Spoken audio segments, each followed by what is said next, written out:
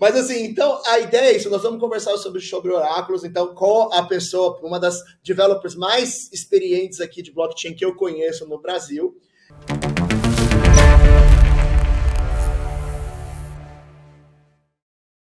Bem-vindo a mais um episódio do Contos do Cripto. E hoje a gente vai falar de um tema que é importantíssimo para a Web3, né? Blockchain, smart contract não funciona sem o tema do episódio de hoje, que é oráculos. E aí, para falar de oráculos em Web3, né, não tem como a gente falar disso sem pensar em Chainlink. E depois de muito tempo tentando conseguir a agenda na pessoa mais disputada da Web3 brasileira, a Solange Gueiros, veio aqui falar com a gente. Então a Solange, ela é blockchain developer, é advocate da Chainlink Labs. Eu nem vou entrar na carreira, eu entrei no LinkedIn dela e eu até parei, porque era muita coisa em blockchain e TI. E nem vou falar aqui do tanto de palestra, aula, eu não sei como... Eu tenho a impressão que a Solange não dorme.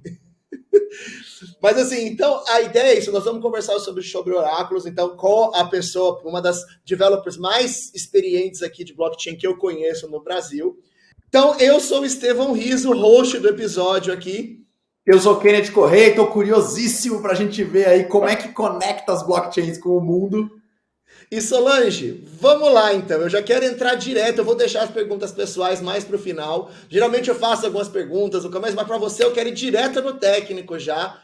Então eu queria te perguntar, vamos começar com o óbvio. O que é um oráculo? Quais são as funções de oráculo? Para que ele serve? A importância deles na blockchain?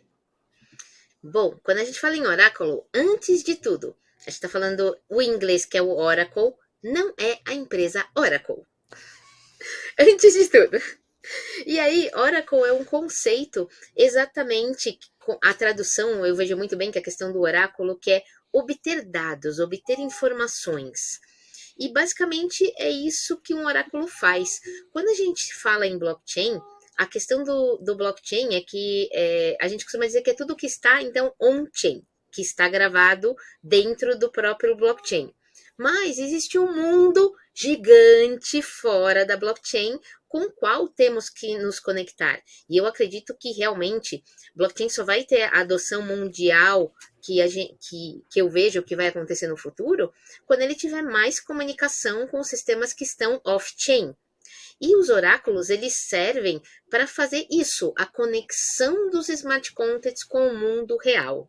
Pô, que legal, hein, Solange? Mas me diz o seguinte, você entende que as empresas deveriam usar oráculos que sejam públicos, ao invés de elas, de repente, rodarem os seus próprios oráculos ou plugarem algumas fontes centralizadas, às vezes até meio canônicas, todo mundo já pensa em tal fonte de dados específicas. Qual que é a tua visão sobre isso? Bom, toda vez que você tem um ponto centralizado, você tem um ponto de falha no seu sistema. Então, é exatamente... E aí vem até, eu acho que eu vou devagar um pouquinho nesse momento, porque eu vejo a blockchain acontecendo como a solução dos problemas de falta de confiança que a gente tem no mundo. Falta de confiança em marca, falta de confiança em sistema centralizado que tira seu perfil, sua rede social do ar sem te avisar, do nada, que aceita fake seus, mas na hora que você vai tentar derrubar o fake, ele quase derruba você e não fake. Então eu vejo umas coisas absurdas e é uma crise de confiança mundial que pode ser resolvida através de sistemas em blockchain, que a gente está falando então de sistemas que são...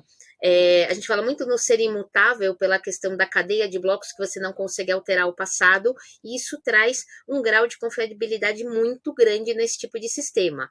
Então, se você tem um sistema onde você tem todo um consenso descentralizado, onde você tem toda essa imutabilidade de dados, mas aí você tem a consulta de um dado externo, a entrada da informação através de uma fonte centralizada, esse é o elo fraco, esse é o lugar onde você vai ter problema.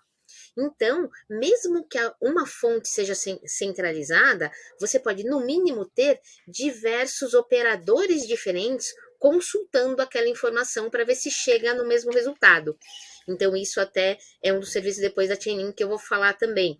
Mas a questão quanto mais descentralizado você tiver a informação e o oráculo, melhor vai ser e mais você pode confiar no seu sistema. Que legal, hein, Solange? Você sabe que quando a gente escuta as coisas dos impactos da pandemia, eu acho que essa lógica, e lembra que eu estou falando aqui para quem está no mundo ainda mais tradicional em gestão, né? Do single point of failure, né? Esse ponto que você trouxe, né? Descentralização ajuda você a não depender de um lugar só. Me lembro aquele navio que ficou preso lá no canal de Suez especificamente, ou mesmo uma certa rediscussão de cadeia logística. Eu sei que eu trouxe exemplos de outro universo, mas eles batem nessa mesma tecla, né? Quando você vê os benefícios claros, se você está descentralizado, se você tem backups e outras fontes de dados também. Legal, faz sentido. Não, e fora o fato de que se eu estou trabalhando com DeFi, por exemplo, né? E estamos falando de milhões, às vezes bilhões sendo negociados, será que eu quero confiar numa informação de uma única fonte centralizada, né? Se a gente vê hoje, se reclama hoje de tanta manipulação que a gente tem, quando você fala em bolsa de valores, eu lembrei agora daquela manipulação bem comum, que são as empresas que vendem a ação para você, mas antes de executar o pedido, mandam o pedido para uma empresa terceira para ela entrar comprando um microsegundo antes de você e conseguir ganhar com a subida e tal. Então, quer dizer, se a gente tem isso até no mercado mais regulado, que é o financeiro, como que você vai conseguir fazer alguém confiar na sua informação se você tá assim, não, la garantia sou eu, né? Então, essa é outra coisa que eu penso muito, né? De a gente ter os dados descentralizados, porque com certeza a confiabilidade aumenta. E fora isso, vocês, eu tô fazendo uma aposta com o Kennedy. Eu quero ter certeza que o Kennedy não pode ter a possibilidade de manipular o oráculo que vai trazer a resposta daquela aposta, né? Então, esse é um outro ponto quando eu penso na questão da descentralização, né, de oráculo. E eu acho que tem um papel importantaço também, e eu e o Estevão, a gente vem de uma carreira lá do comecinho da Web 2, talvez até do finalzinho da Web 1 ainda, e a gente foi entendendo o processo de digitalização. E uma das coisas que faz muita falta quando você fala em digitalização é dados reais sobre o que está acontecendo fora do software, fora do mundo internet. Então, reais, né? Reais, com sensores, né, que estão plugados e conectados. Acho que também tem esse componente aí. Mas, Solange, então vamos aproveitar, já que você é a pessoa que trabalha na Chainlink Labs, que é a maior provedora, acho que é difícil falar, eu não consigo nem pensar em outro nome, né? Maior provedora de oráculos de Web3. Eu queria que você contasse um pouco para a gente do que a Chainlink faz, né? Quais são os oráculos, os principais produtos, talvez os maiores cases de uso prático e tal, e talvez até se você tiver alguns cases estranhos para contar aí, né? Eu sei que esse é o tipo de pergunta que achei que ia ser maldade, porque vai precisar de uma aula de 4 horas, mas conta um pouquinho para a gente aí o que der dentro do tempo. Bom, foi até interessante você falar de DeFi, que antes de eu falar realmente de serviço da Chainlink, eu entrei aqui no site de um dos produtos da Chainlink, então, falando disso diretamente, que são os data feeds, que são exatamente o que a gente chama de feed de dados, principalmente relacionados a preços, cotações, que a ideia é que a cotação não venha de uma única exchange ou de um único lugar, uma única fonte de dados. No caso dos data feeds da Chainlink, é um mix de oráculos, até de exchanges centralizadas, descentralizadas, outras fontes de dados que são todos monitorados, então são todos o que a gente chama de premium, né? E, por exemplo, para você ter a cotação do Ether em dólar na mainnet do Ethereum, você tem que ter no mínimo 21 fontes de dados diferentes fornecendo esse nó. No momento tem 31, depois eu até coloco o link aqui para vocês verem também. E aí você estava falando dos valores relacionados a isso, né? E exatamente nesse site que eu olhei aqui agora, que é o data.chain.link, que estará na descrição, eu vi que hoje a gente tem 7 trilhões de dólares que estão assegurados por oracles da Chainlink relacionados a preços, a operações DeFi em geral. Acho que é bom, acho que parece que é importante que não seja tão fácil de manipular, né? Mais de 980 oráculos em redes diferentes, né? Então, entradas de dados em redes diferentes. E mais de, nossa, o que é isso? 8 bilhões de operadores de entradas de dados. Então, acho que tá, né? Descentralizado. E aí sim, então eu posso falar um pouquinho mais do que é a Chainlink, né? Então a Chainlink preza exatamente a Chainlink é uma rede de serviços de Oracles, óbvio, descentralizada, acabamos de falar muito isso, né? E até mesmo assim, um dos conceitos principais da Chainlink é a questão do que eu já estava conversando antes, que bateu muito comigo, que é essa coisa de que a gente confiar na criptografia, em blockchain, em smart contract, não em marcas e não em nomes. Então, isso é um dos valores super importantes da Chainlink. Agora, para eu falar bastante da Chainlink, eu tenho que falar desses serviços todos. Eu já comecei a falar do que são os data feeds, que são exatamente a maior parte são cotações, e a gente tem grandes empresas que usam. Então, principalmente em DeFi, a gente pode falar até da Aave ou da Compound, que são empresas relacionadas a emprestar e pedir emprestado, eles usam os data feeds da Chainlink para ter os preços garantidos. Tá? Então, aí fica uma boa referência aí para vocês. Outro serviço que a Chainlink tem chama VRF, tá? E Verify Random Number Generation, basicamente. Então, esse serviço ele é para gerar números aleatórios. E por que a gente precisa de uma rede externa à blockchain para gerar números aleatórios? Porque em blockchain, quando você tenta gerar um número aleatório em blockchain, você vai ter que no seu smart contract definir qual é a regra que você usou para gerar esse número. A partir do momento que você definiu isso on-chain e existem validadores na rede, qualquer validador pode olhar a regra que você definiu e manipular uma transação que vá para a rede de modo que ele consiga prever o que deveria ser aleatório. E aí seria tipo contar a carta, né? Você tá jogando num cassino, você sabe quais cartas já saíram do baralho, então seria mais ou menos essa lógica, legal. Exatamente. Então, gerar número aleatório dentro de blockchain não é tão aleatório assim, ele é uma coisa mais perigosa. E se você... Então, tá bom, vou gerar fora da blockchain e trazer para a blockchain. De novo, entra naquela coisa, se você tiver um gerador único, também isso pode ser manipulado. Aí vamos para uma rede de operadores que gerem esse número de maneira realmente aleatória, tá? E é isso. Então, o VRF é uma rede da Chainlink utilizada para gerar número aleatório. E até uma diferença até em data feed em termos de uso, tá? Por exemplo, os data feeds, a maioria, eles são bens públicos, né? Então, a gente consulta o data feed, a gente não paga por isso. Basicamente, é o próprio mercado que faz com que isso se autossustente. Por outro lado, quando eu estou chamando o VRF, eu tenho a minha aplicação, que eu vou solicitar à rede da Chainlink um número aleatório. Aí eu pago por isso. Aí eu pago em link, no token link, para que esse número seja gerado e entregue no meu smart contract, devolvido para o meu contrato. Tá? E onde que isso é usado, por exemplo, o Avegoshi, que é super fofo ali com os bonequinhos, com os tokens e tal, usa isso para provar que eles são aleatórios. Outros protocolos, até eu não lembro todos os nomes agora, mas tem alguns que usam isso exatamente para criar aleatoriedade em NFTs.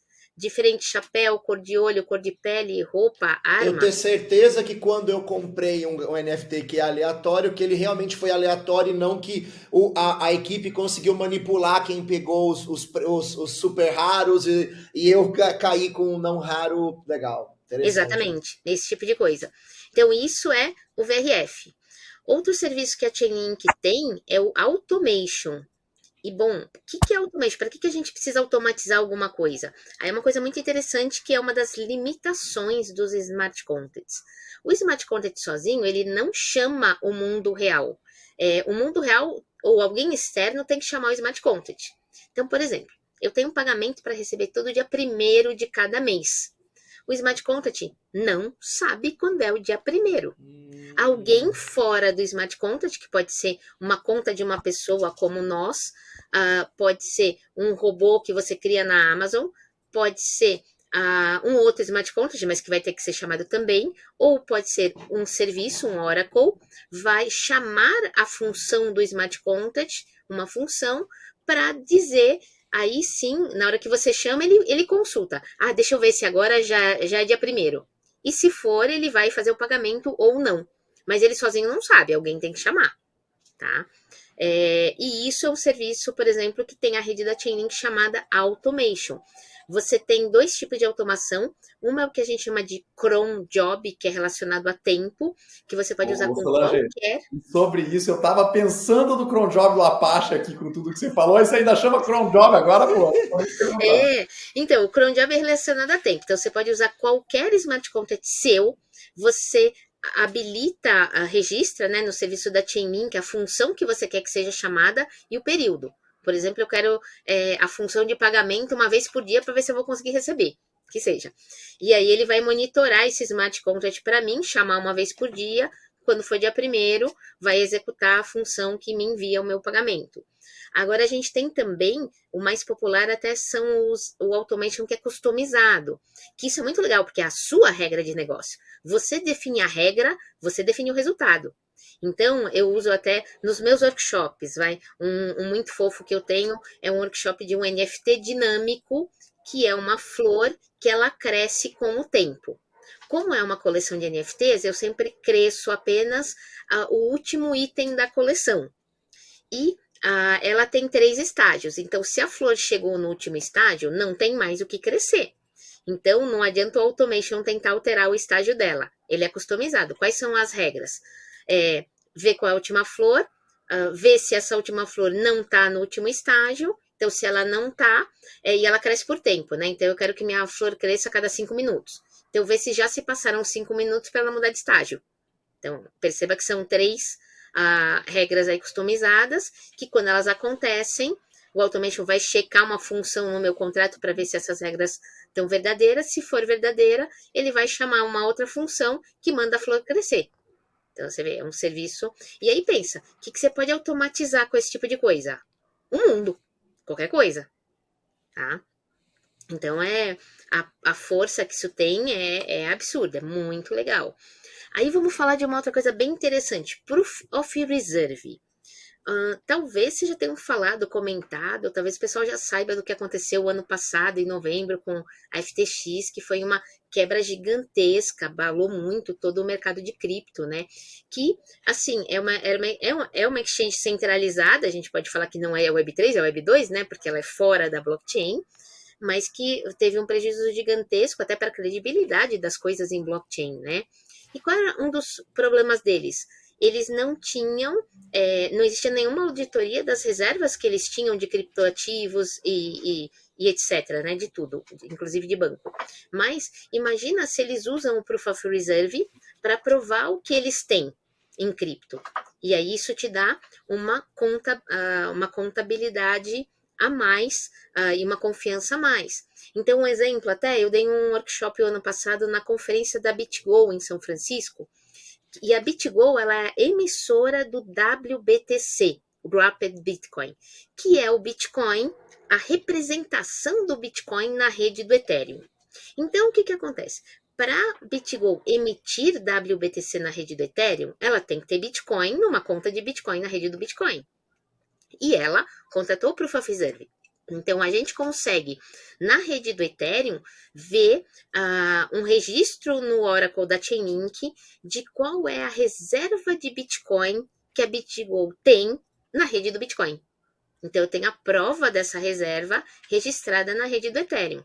E eu, por exemplo, se eu tiver uma aplicação minha que eu uso o WBTC, eu posso fazer essa verificação antes de fazer qualquer operação no meu DEP, na minha aplicação. Por exemplo, eu vou verificar se a quantidade de bitcoins que a BitGo tem é maior do que a quantidade de WBTCs emitidos. Porque se tiver mais WBTC emitido do que tem Bitcoin de verdade, eles não estão colateralizados e esse negócio pode quebrar. Então, esse é um exemplo do Proof of Reserve. A Binance fala muito de Proof of Reserve. Eles usam o serviço da Chainlink também? Eu não sei. Não sei mesmo, até preciso dar uma olhadinha. E também você pode fazer o Proof of Reserve com bancos, né? Até então, stablecoins em geral usam muito, né? A gente tem outras aí de dólar que usam, e eles provam reservas em banco. Na verdade, a gente está falando aí, você ainda tem que confiar no banco, né? Mas a gente está falando de mais de um operador fazendo a consulta no banco e chegando no mesmo resultado. Tá? Então, é essa a ideia. Então, outro que a gente pode falar também é o Functions. O Functions é bem legal, gente. Isso eu acho que vai mudar o mundo, tá? E é novo. Isso é um lançamento da Chainlink de fevereiro, lá em Denver, em East Denver. E a ideia é que você possa executar qualquer código JavaScript dentro do seu smart contract. E qual é o poder disso, né? Quando você pode executar um código JavaScript, inclusive assim, ter o próprio código, colocar argumentos no código, você tem um código que você pode estar consultando uma API, aí que seja centralizada, mas um site de Web 2 qualquer. Mesmo que você tiver que colocar aquele usuário senha, alguma coisa para consultar esse site, você consegue mandar tudo pelo Smart Contract. E aí você faz essa consulta no mundo off-chain, e volta o resultado para o seu smart contract. Mas essa consulta, ela não é feita de maneira centralizada. São diversos operadores da Chainlink que vão executar o seu comando JavaScript e eles têm que chegar ao mesmo resultado, ter o consenso, para daí enviar a resposta para você on-chain, então, dentro do seu smart contract. Então, imagina o poder disso. Curiosidade técnica, certo? Ele gera um JSON, faz um hash desse JSON e todo mundo casa para ver o que é a resposta. Olha, eu não tenho, nem eu assim, eu não parei para estudar os detalhes técnicos do consenso em si, mas eu sei que o que a gente tem normalmente vai ter registrado o resultado de cada um e o consenso aí para você usar o consenso on-chain. Tá? E quando a gente estava falando, por exemplo, do data feed, que no data feed e que são cotações, a gente chega em resultados diferentes, né? Porque são cotações, por exemplo, você não vai falar que a cotação da Binance e da Uniswap é a mesma no mesmo segundo, não é? E aí ele faz uma média ponderada, então tem a ver com o valor vezes o volume daquilo, e aí tem a média ponderada. Se tem alguém que tem uma discrepância, tem uma porcentagem de discrepância, então se alguém está fora desse range, tipo 20% a mais ou a menos, não sei se 20 é o número, tá? Tô chutando, aí ele é desconsiderado, mas de novo é o mesmo caso, a gente tem o registro individual do que cada um falou, e aí tem a média ponderada como sendo o preço para ser usado. Tá? Eu gosto de fazer uns ganchos, Solange, quando você fala isso, o quanto que quando você está dentro do ecossistema de blockchain, o quanto que consenso é uma given, é algo que a gente assim, já está implícito e é pensado. Mas quando a gente vai para esse mundo Web 2, cara, às vezes tem uma redundância, né? Você pensa ali, tem muito necessidade de trust, e aí você tem que confiar na party, e é muito legal essa ideia de você ter, né, um mecanismo de consenso, porque te dá essa segurança numa camada estatisticamente validada como possível. Né? Então, e desse eu até quero falar de alguns exemplos. A gente tem, eu vou deixar aqui para vocês também mandarem, tá? Para o pessoal para dar uma olhadinha, um site chamado usechainfunctions.com, que aí ele tem, esse é mais para desenvolvedor, tá? Mas ao mesmo tempo vocês podem ver ideias. Então eles têm lá, a gente tem um exemplo para pegar o yield do Treasury, então do Tesouro dos Estados Unidos, tá? Num certo intervalo. Tem um para você olhar a distância pelo Google Maps, então usando a API do Google Maps. A gente tem outro que usa o ChatGPT, assim. Tem outro para pegar votos do Discord. E aí, se eu simplesmente assim faço um scroll em tudo, tem outro para você pegar o saldo de um endereço endereço Ethereum, que a gente sabe que ele é compatível com outras chains, né? Que são compatíveis com Ethereum, pegar o saldo em várias chains diferentes e devolver o saldo em cada uma dessas diferentes blockchains. Então a gente já está falando de interoperabilidade também, né? Que até um parênteses meu, eu não acredito que vai existir um único blockchain no mundo, vão existir vários, com diversas até propostas diferentes, mas vai ter que ter comunicação. Então isso faz parte. Tá? E hoje é então onde está o maior problema, né? A comunicação e assim, a maior parte dos problemas hoje acontece nessas tentativas de interoperabilidade, né? Exato, mas uma coisa relacionada a isso é que basicamente da mesma forma que hoje a internet ela tem um padrão de comunicação e que a gente vai falar de que seja TCP/IP e etc, que para o usuário a gente não sabe disso, né? Mas existe um padrão por trás de comunicação, vai chegar um ponto que vai ter um padrão de comunicação também para interoperabilidade. E falando em padrão, por exemplo, a Chainlink hoje ela é considerada um padrão para a Oracle. Eu não consegui não pensar numa piada que vai ter a Swift de Web3. Não exatamente, mas assim, por exemplo, falando de padrões, a Chainlink hoje ela é considerada um padrão, o standard para oracles, exatamente por tudo que ela tem de descentralização, ela acaba sendo a mais usada e ela cria uma solução que as pessoas começam a usar como padrão. Por exemplo, a ideia do functions, então você consegue usar daí qualquer coisa externa.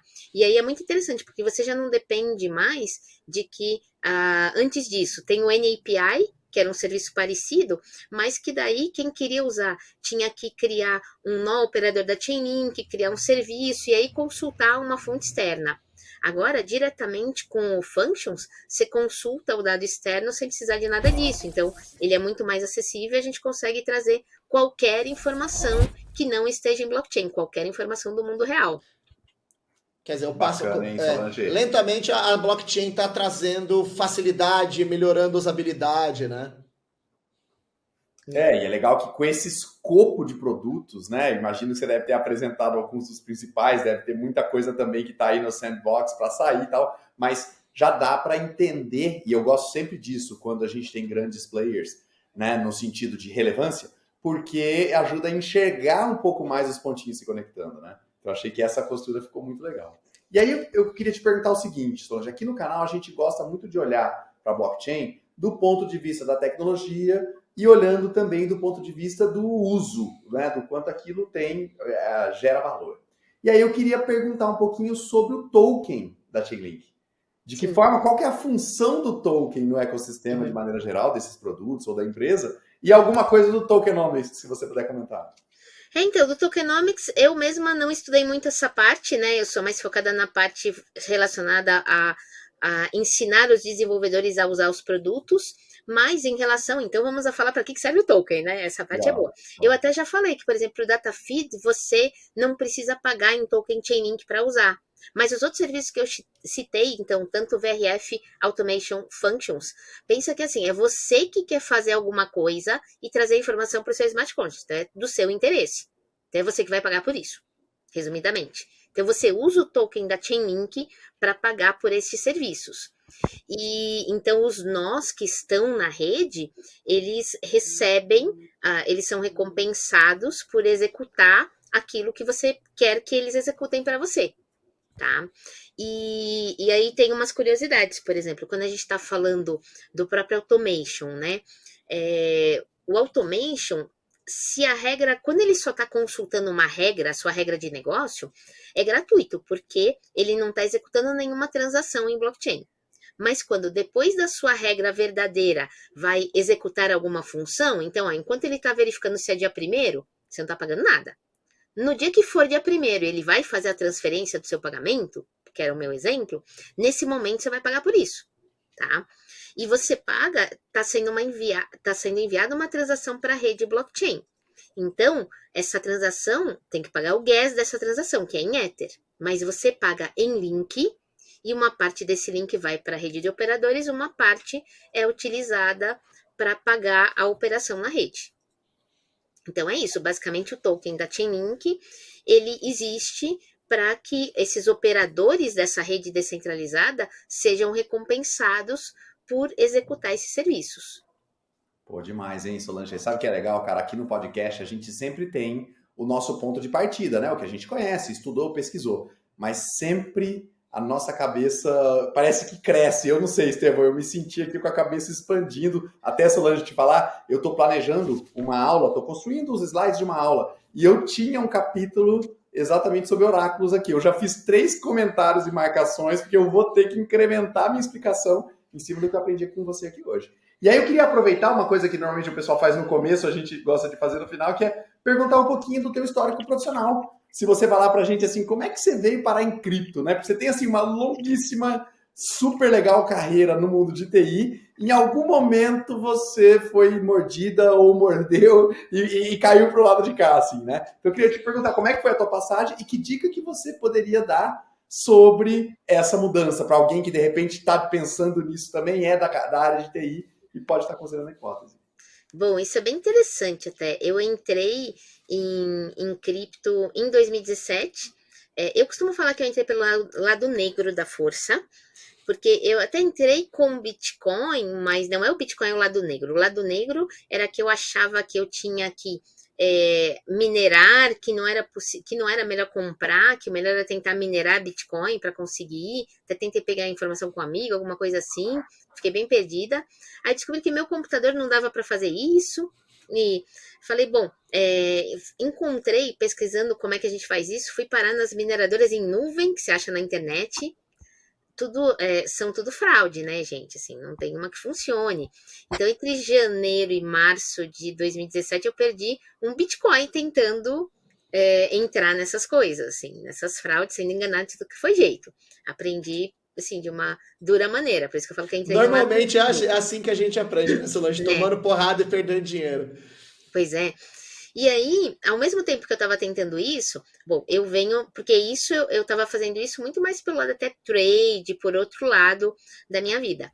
Então, ao mesmo tempo que eu estava vendo isso, eu fui estudar o que estava por trás, né, daquelas coisinhas até que eu também estava tentando comprar e vender, e do que era esse tal de Bitcoin. E aí eu descobri o que era o blockchain. Foi descobrir isso e falar, olha, isso aqui vai mudar o mundo, eu quero fazer parte disso. E assim eu comecei a estudar muito, então eu já trabalhava 8 horas por dia com banco de dados durante o dia, ficava até 2 horas da manhã todas as noites estudando, e foi muito rápido, assim. E um outro desafio de 2017 é que não tinha tanto material para você, e eu descobri que indo para conferências eu aprendia muito, então essa fica uma dica para todo mundo. Hoje já tem mais acessibilidade de material aqui no Brasil, tá aqui o nosso podcast, por exemplo, mas ir para conferências, principalmente internacionais, abre sua mente e te traz muito conhecimento. Eu recomendo muito. Eu comecei a fazer isso em 2017. E na época o foco era ir para fora, aprender e trazer conhecimento para o Brasil. Foi assim por muitos anos.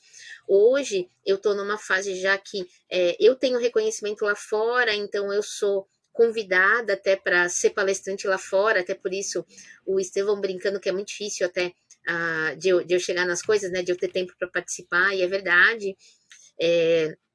Até mesmo, hoje mesmo, 5 minutos antes da live, eu até estou super feliz que eu fiz a aplicação por uma conferência que chama EdCon, que é uma conferência de Ethereum também super importante e famosa. Acabei de receber o e-mail que eu fui aprovada. Então, eu tenho mais uma. Aí agora. E por aí vai, né? Então eu estou já na fase de representar. Antes era trazer conhecimento para o Brasil. Aí eu fui para a fase de representar o Brasil no mundo. E eu estou muito na fase agora de trazer o mundo para o Brasil. Então, até assim, cada protocolo que eu entro, eu trabalhei na RSK, eu trabalhei na Chainlink, dá uma visibilidade gigante desse protocolo no Brasil, eu sei disso, porque o pessoal quer saber onde eu tô, e até porque eu saí de uma, foi parar em outra, e etc, coisas do tipo. E gosto de todas, tá? Já aviso. E outra coisa é até os eventos que eu organizo, que nem tá nesse foco, né? Por exemplo, tudo que eu organizei pela Ethereum Brasil, que eu fiz Ethereum Rio do ano passado, eu não tô mais na Ethereum Brasil, mas fiz Ethereum Rio do ano passado, fiz Ethereum São Paulo, então toda essa coisa de bootcamp, formação de novos desenvolvedores, hackathon. Esse ano fizemos o Ethereum Samba, que também foi um bootcamp com um hackathon de outro mundo, gente, num casarão de Santa Teresa no Rio de Janeiro, com a vista do Rio de Janeiro, com os hackers, com mesa, com tomada, melhor internet do mundo, hackeando embaixo de uma mangueira gigante na sombra, lá no jardim, com a piscina do lado. Eu nunca fui num hackathon assim internacional, tá? Eu organizei uma coisa dessas.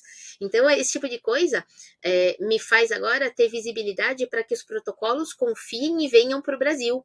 Então, a gente teve, por exemplo, o protocolo falando para a gente que ele teve a qualidade da submissão no nosso hackathon foi melhor do que outro internacional gigante que ele foi um mês antes. E aí sim, então eu estou nesse ponto ainda de represento o Brasil no mundo, sim. Por exemplo, DevCon, eu estava no palco da DevCon com a bandeira do Brasil, representando o Brasil, e estou na fase de trazer, dar visibilidade para o Brasil, colocar o Brasil no mundo. O ano passado, outro ponto, a primeira Etilatam que foi de Buenos Aires, quase não tinha brasileiro lá no palco, não tinha brasileiro em painel, assim, a gente quase não existia. Brasil é o maior país da América Latina, e aí, cadê? Só porque a gente não fala espanhol?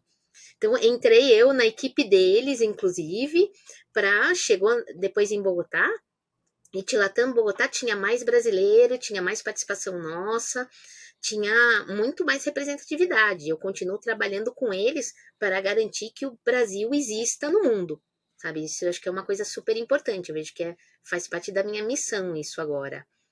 E aí é isso, eu não sei se assim, se eu viajei muito, porque eu falei o início, vim pra cá. Vou só citar um episódio do meio do caminho, que é o que mudou minha carreira, tá? Então tá, eu tava lá em 2017 aprendendo, em 2017 já fiz umas palestras ali, já comecei a falar o que era blockchain. 2018, Campus Party, janeiro, eu tava lá aprendendo junto com todo mundo. As outras pessoas que estavam lá já chegavam para mim. Solange, só uma coisa engraçada. Eu e o Kennedy estávamos lá porque nós somos em todas as 10 primeiras Campus Party como campuseiros. Então a gente não se cruzou, mas a gente estava lá. Não só estávamos lá, como montamos uma rede para minerar Monero. Você falou de passados complicados, né? Nossa, que legal. O meu também. Mas a gente fez isso na Campus Party. Acabei de checar, inclusive, a data, janeiro de 2018. Ai, que legal. Então, teve aquela arena de blockchain, né, nessa Campus Party. Então, era nessa aí, né? E o que aconteceu é que o pessoal que estava ali aprendendo comigo, eles já estavam, ensina alguma coisa pra gente, vocês sabem mais que a gente e tal. E no último dia, um palestrante faltou. Eu sentei absolutamente nada preparada, catei meu computador, pus no palco, fiz um workshop de 2 horas, ensinando a criar uma rede permissionada privada de Ethereum, minerar, aprendendo na prática como que era minerar Ethereum na época, com Proof of Work, e criar um token. Criamos o token da Campus Party. Aí depois o pessoal falou que foi o melhor workshop para eles, os portais de notícia me entrevistaram por conta disso, e aí eu virei referência de Ethereum no Brasil. Então depois disso eu costumo ser convidada para todas as grandes conferências aqui no Brasil, e é meio que assim, muitas vezes nem importa o tema que eu vou falar, assim, realmente eu virei uma referência. E eu tenho, assim, uma honra isso, fico super feliz de participar. E como eu vou muito para fora, tô sempre trazendo coisa nova. Cada conferência tem alguma coisa nova para falar aqui no Brasil. Aí é isso, assim, eu falei do início, falei um pouquinho do que é o final. E esse meio, né, de como eu virei referência aqui no Brasil. Mas, Solange, assim, eu queria muito, eu e o Kennedy somos professores, e eu queria muito tirar mais informações sobre a carreira didática, porque o comentário que eu mais escuto sobre você é que assim, nossa, como que a Solange consegue fazer blockchain parecer fácil? E, cara, fazer programação parecer fácil já é difícil, blockchain mais ainda, mas como a gente está caminhando para o final do episódio, não vai dar tempo para entrar nesse tópico, eu quero te trazer uma pergunta que eu acho que não te perguntaram até hoje, que eu queria que falasse pra gente da sua carreira de dançarina. Que eu fiquei sabendo que você deu aula de dança já. Tá bom, então, mas responder essa pergunta vai responder porque que eu tenho didática. Esse é o ponto. Olha só! Então as duas vão em uma só, hein? Porque o que acontece? Eu me formei em Ciência da Computação na USP. No ano que eu me formei, e eu comecei a fazer dança de salão na USP, e eu até falava pra minha mãe que eu queria abrir uma escola de dança, porque eu me identifiquei muito com isso. Aí no ano que eu me formei, minha mãe me ajudou a abrir uma escola de dança de salão. Então, eu trabalhava com computação durante o dia, dança à noite, porque é o horário de lazer das pessoas, inclusive o meu, né? Então, eu tinha a escola de dança de salão. Só que assim, eu sou uma pessoa, ciência da computação, técnica, racional. Para eu dar minhas primeiras aulas, eu escrevia as minhas aulas. E, assim, passo a passo, e eu fui racionalmente criando as minhas aulas. Então, eu tenho um método de ensino que chama penso, logo danço. É racional, tá? Eu ensino sem fazer demonstração dos passos. Então, não é copiar o professor para você fazer o seu. É você entender o movimento. Eu parei, basicamente, um pouquinho antes da pandemia, mas eu dei aula por mais de 10 anos para deficientes visuais. Então, esses poucos lugares eu falei disso. Então, assim, imagine deficientes visuais, então, eles não têm referência visual, e eles aprendiam muito comigo, a gente faz a coreografia, levei turma para viajar, assim, é fantástico, assim. Muita gente não falava que eles eram deficientes visuais quando eles estavam dançando, era muito fofo isso. E aprendiam muito mesmo. E exatamente por isso, então eu aprendi a racionalizar ao ensino com uma coisa muito step by step, muito Lego, que eu adorava também, até hoje eu tenho um monte de Lego, tá, gente? E que me ajuda a criar pecinhas. E quando eu vim para o blockchain, eu tinha exatamente isso, eu tinha toda essa experiência de 20 anos de dar aula em escola de dança, então eu tinha muita didática. Bom, eu fiz pedagogia no meio do caminho, né? Depois de... Eu me formei em ciência da computação. 10 anos depois eu resolvi fazer pedagogia na USP também. Fiz. Meu trabalho de conclusão de curso foi meu método Penso Logo Danço. E então eu tenho esse lado didático que vem de toda essa experiência de dança e que me faz com que na hora de explicar as coisas eu crie uma linha de raciocínio que acaba sendo mais fácil para as pessoas, e aí que vem a didática. Muito legal, muito legal. Assim, eu quis te pegar de surpresa com essa pergunta, mas você que me pegou de surpresa com a resposta. Que resposta fantástica. Solange, estou impressionado como o Kennedy falou que a melhor coisa de fazer o podcast é que, assim como quem está aqui assistindo, quem está ouvindo, a gente aprende muito, a gente sempre chama a gente que a gente quer aprender aqui no episódio. Então, cara, a gente aprendeu muito, eu quero ser seu aluno algum dia, eu não entendo nada de programação, mas eu quero ser seu aluno algum dia para conhecer seu método. Quero te agradecer muito mesmo, porque eu sei de verdade da sua correria e eu sei quanto difícil foi conseguir uma data, mas te agradecer muito por ter vindo aqui no episódio. E quero agradecer em especial você que está aqui com a gente assistindo até agora, quase 40 minutos aqui de episódio.